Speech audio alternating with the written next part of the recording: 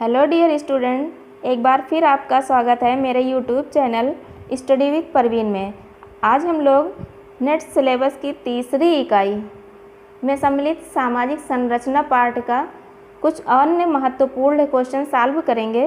तो आइए शुरू करते हैं। इसमें पहला क्वेश्चन है, निम्नलिखित में से कौन सा सामाजिक संरचना का पहलू नहीं है। इसमें 4 ऑप्शन दिए गए हैं, देख लेते हैं। पहला है भाषा, दूसरा है प्रतिमान, तीसरा है भूमिकाएं एवं परिस्थितियां और चौथा है संस्थाएं। तो यहाँ पर क्वेश्चन किया जा रहा है कि सामाजिक संरचना का पहलू नहीं है, यानी सामाजिक संरचना के तत्वों में सम्मिलित नहीं होता, सामाजिक संरचना के आयामों में सम्मिलित नहीं होता।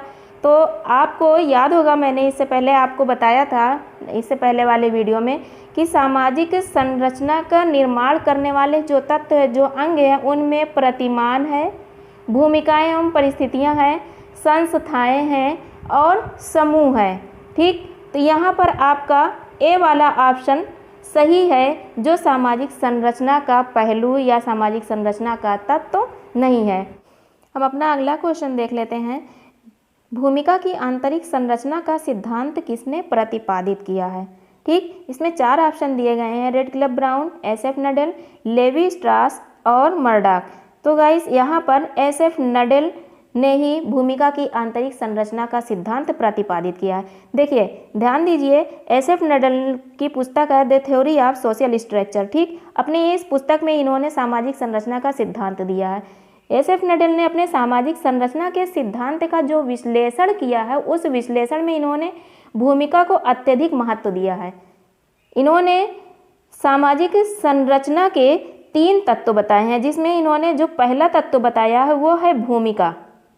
ठीक, यानी समाज की संरचना का निर्माण करने में भूमिका एक महत्वपूर्ण भूमिका निभाती है। ठीक, वो कैसे? वो इस तरह कि समाज में व्यक्ति जब कोई भी कार्य करता है, किसी भी तरह की कोई भी क्रिया एक दूसरे के प्रति करता है, ठीक, तो वह सामने वाले के प्रति उसका जो पद है, उसकी जो परिस्थिति है, उसके अनुसार वह अपनी भूमिका के आधार अपनी भूमिका का निर्वहन करता है, या अपनी भूमिका के आधार पर ही वह उस सामने वाले व्यक्ति से क्रियाएं करता है। ठीक, जब वह इसके आधार पर अपने सामने वाले व्यक्ति से क्रियाएं करता है, तो उसकी वह क्रिया जो होती है, वह क्रिया भी वह शून्य में नहीं करता, बल्कि उसकी यह क्रिया भी कुछ नियमों पर आधारित होती है। तो इनके जो सामाजिक संरचना के इन्होंने 3 तत्व बताए, उसमें पहला है भूमिका, दूसरा है क्रिया और तीसरा है नियम या संस्थाएं। तो क्या है, व्यक्ति भूमिकाओं का जब निर्वहन करता है, तो वह भूमिकाओं का निर्वहन क्रियाओं के माध्यम से करता है, और उसकी यह क्रिया नियमों पर आधारित होती है। ठीक, ये नियम कैसे बनते हैं? ये नियम इसी तीनों के अमूर्तीकरण के आधार पर आपके समाज की संरचना का निर्माण करते हैं, और यही समाज की संरचना इन नियमों को बनाती है, और इसी नियम के आधार पर आपके समाज में प्रत्येक व्यक्ति को एक पद, उससे संबंधित परिस्थिति और भूमिका प्राप्त होती है। तो यहाँ पर आपके भूमिका की आंतरिक संरचना का सिद्धांत एसएफ नडेल ने दिया है। तो हमारा अगला क्वेश्चन है, स्ट्रक्चरेशन सिद्धांत में एजेंसी और संरचना का एकीकरण किसने स्पष्ट किया है। तो यहाँ पर स्ट्रक्चरेशन सिद्धांत की बात की जा रही है, यानी संरचनाकरण का सिद्धांत। ठीक, संरचनाकरण का सिद्धांत किसने दिया है? यहाँ पर 4 ऑप्शन दिए गए हैं, Michael Foucault, Jacques Derrida, Anthony Giddens और स्पेंसर। सो गाइस, यहाँ पर आपका एंथोनी गिडिंग्स ने ही अपने संरचनाकरण के सिद्धांत में एजेंसी और संरचना के एकीकरण की बात की है। तो आइए हम इस पर विचार कर लेते हैं। देखिए, स्ट्रक्चरेशन सिद्धांत जो है, संरचनाकरण का सिद्धांत ही क्या है? ये संरचना के बनने और पुनः बनने की एक प्रक्रिया है। ठीक, एंथोनी गिडिंग्स का कहना है कि संरचनाओं का निर्माण मनुष्यों द्वारा होता है, किंतु यही संरचनाएं बाद में मनुष्यों की क्रियाओं को निर्धारित करने के साथ साथ उन क्रियाओं को संभव भी बनाती हैं। यानी हमारे समाज की जो संरचना है वो कैसे बनती है? एजेंसी के द्वारा। एजेंसी, देखिए, इन्होंने एजेंसी शब्द का प्रयोग किया है, एजेंसी की अवधारणा का प्रयोग किया है। एजेंसी का अर्थ है क्रिया। ठीक, और इन्होंने कर्ता के लिए, अपने सिद्धांत में कर्ता के लिए एजेंट शब्द का प्रयोग किया है। एजेंट, बहुत गंदी राइटिंग है। चलिए, तो क्या है, इन्होंने एजेंसी और संरचना, ठीक, इन्होंने साफ साफ कहा है कि संरचनाओं का निर्माण कैसे होता है, वो क्रिया के द्वारा होता है।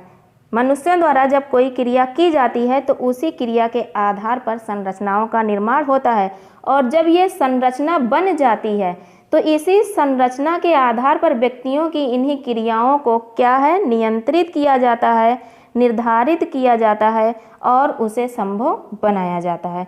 ठीक, तो यहाँ पर आपका एंथोनी गिडिंग्स यानी सी वाला ऑप्शन सही है। हम अगला क्वेश्चन देख लेते हैं। देखिए, ये बहुत ही अच्छा क्वेश्चन था, बहुत ही इम्पॉर्टेंट क्वेश्चन था और इसे याद रखिएगा। अगला क्वेश्चन है हमारा, संरचनात्मक समायोजन कार्यक्रम जो 1980 में चालू किए गए थे, इसके पीछे उद्देश्य क्या था? संरचनात्मक समायोजन कार्यक्रम। ठीक, तो ऑप्शन हम देख लेते हैं, ऋण वसूल करना, भाई भतीजावाद रोकना, भ्रष्टाचार समाप्त करना और डी है उपर्युक्त सभी। सो गाइस, यहाँ पर डी वाला ऑप्शन सही है कि उपर्युक्त सभी, क्योंकि संरचनात्मक समायोजन कार्यक्रम जो चलाया गया था उसमें तीनों ही इसके उद्देश्य थे, ऋण वसूल किया जाए, भाई भतीजावाद और भ्रष्टाचार को समाप्त किया जाए। हम अपने अगले क्वेश्चन की तरफ बढ़ते हैं। हमारा अगला क्वेश्चन है, मस्तिष्क की संरचनाओं तथा समाज की संरचनाओं के बीच संबंधों का किसने अवलोकन किया है? तो देखिए, यहाँ पर 4 ऑप्शन है। ए है लेमर्ट, बी है रेडक्लिफ ब्राउन, सी है लेवी स्ट्रास और डी है माइकल फोकार्ट।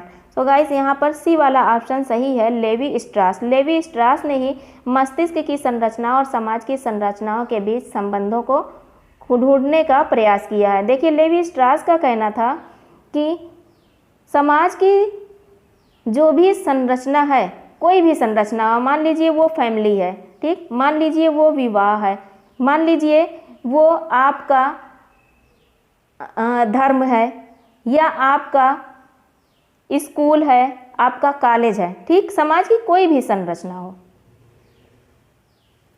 उस संरचना का निर्माण कहाँ पर होता है? मनुष्यों के मस्तिष्क में होता है।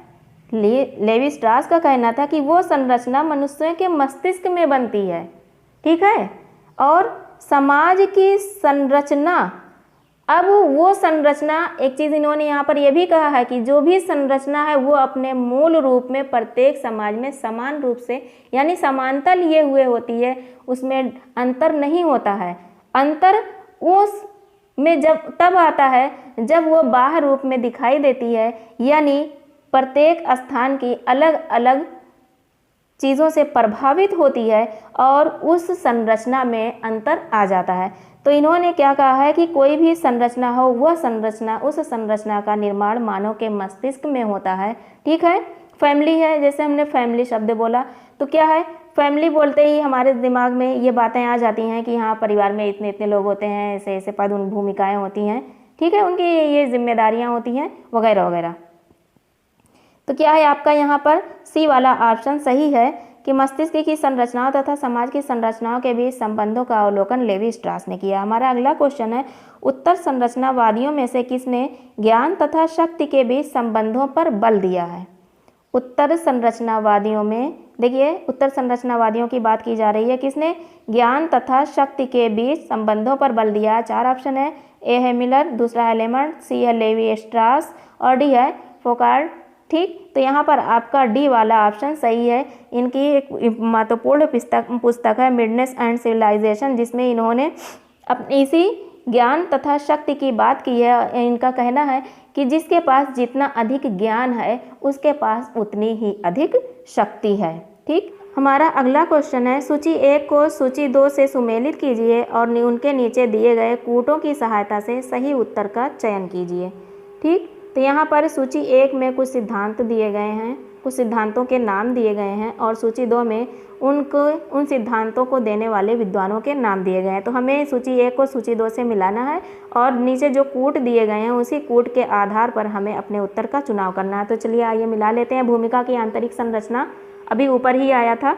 अभी देखिए, आपका दूसरा क्वेश्चन है, भूमिका की आंतरिक संरचना का सिद्धांत आपने देखा भी है। तो ये आपका भूमिका की आंतरिक संरचना का सिद्धांत किसने दिया है?